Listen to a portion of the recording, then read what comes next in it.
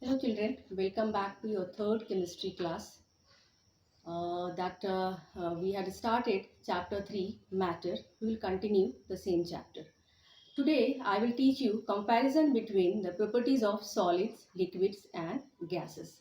In previous class I had already taught you that important properties of solid, liquids and gases. And today we will do comparative study of solids, liquids and gases. Children, this comparative study is or comparison is given very nicely in your book in a tabular manner. You can see here children in your book that these are three states of matter, solid, liquid and gas. And here properties are given. On these properties we will do comparison between solid, liquids and gases. Okay children, you see in your book and I am going to explain you one by one. First property is about shape. We know that solids have definite shape or fixed shape. Liquids do not have definite shape and gases also do not have definite shape or fixed shape. Second property is volume. So solids have definite volume, liquids have definite volume, but gases do not have definite or fixed volume. That third property is flow characteristics. We all know that solids do not flow. Liquids can flow from higher level to lower level and gases can flow in all directions. Next is texture. Texture, solids are hard and rigid. While you touch any solid objects like wood or any metal, you can feel that these are very hard. Liquids, they are not rigid or they are non-rigid and gases are also non-rigid. Now next is compressibility. Solids are incompressibles. We cannot compress solids.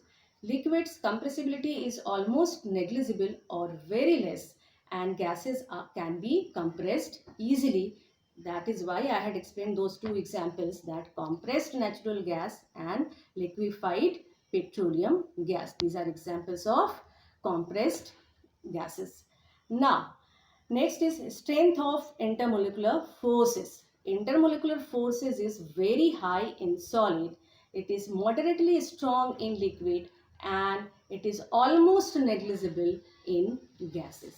Now next point is intermolecular space. Intermolecular space in solids is very less. In liquids it is intermediate and in gases it is very high or large.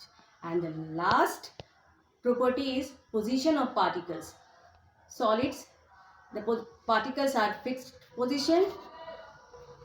Liquids can move to the neighboring space volume and gases can move freely in all directions because their particles are not fixed.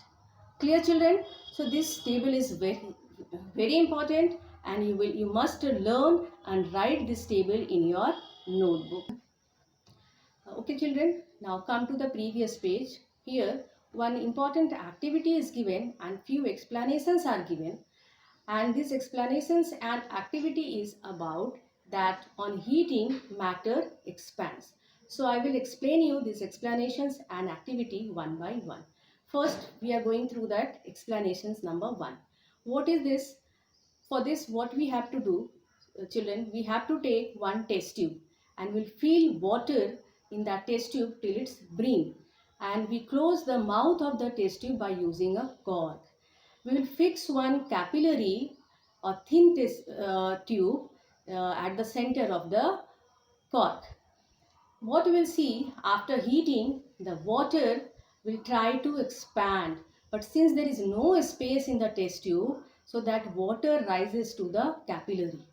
What we will do, we will pour little colored water in capillary and we will observe that level of that colored water rises after heating of the test tube.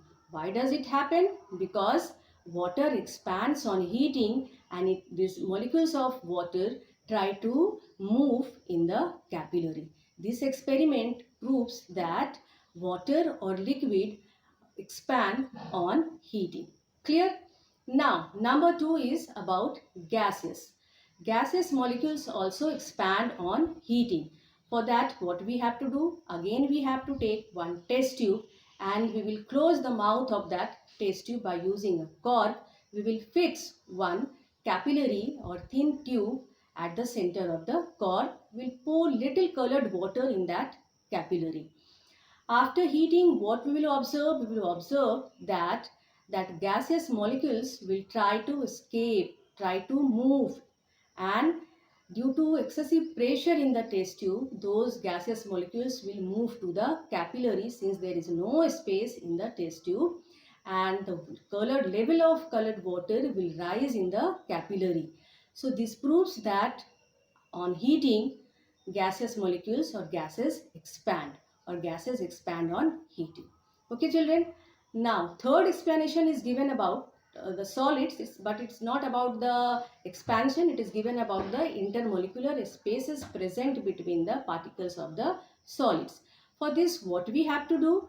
We have to take one beaker and we will put some pebbles or glass balls in that beaker, and we will add some soil particles or some sugar particles in that beaker. What you will see that soil particles or sugar particles will occupy the space present between that space of pebbles, particles of pebbles or glass. So this shows that molecules, solid molecules have intermolecular space or void. This term is also called void, and this proves that soil particles or sugar particles are occupying a space present between the solid particles or solid molecules, that is pebbles or glass balls. Clear? One very important activity, that is activity 1, is given in your book. You can see in your book, and this activity is about expansion on metals or metallic expansion on heating. While we heat any solid objects or any metals, these metals expand on heating, and it is explained very nicely here. You can see one diagram is given, and this apparatus is used. Apparatus is called a ring and ball apparatus. What happened in this? A ring and ball apparatus consists of a metallic ring and a metallic ball. So at room temperature, what we will observe, that ball just passes through the ring, and after heating, what we will observe, that ball does not pass through the ring. Why does it happen? Because after heating, that there is expansion in the metallic ball, and this kind of expansion is called cubical expansion.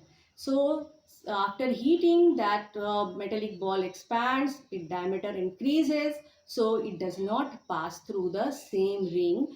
That is why this experiment proves that there is expansion on metals after heating, or heating metals expand. So this is a very common or very important property of different states of matter, that they expand on heating, either it is solid, liquid or gases. Clear, children? So next we'll continue in our next class, and I will give you few assignment questions that you will write in your notebook. Till then, goodbye.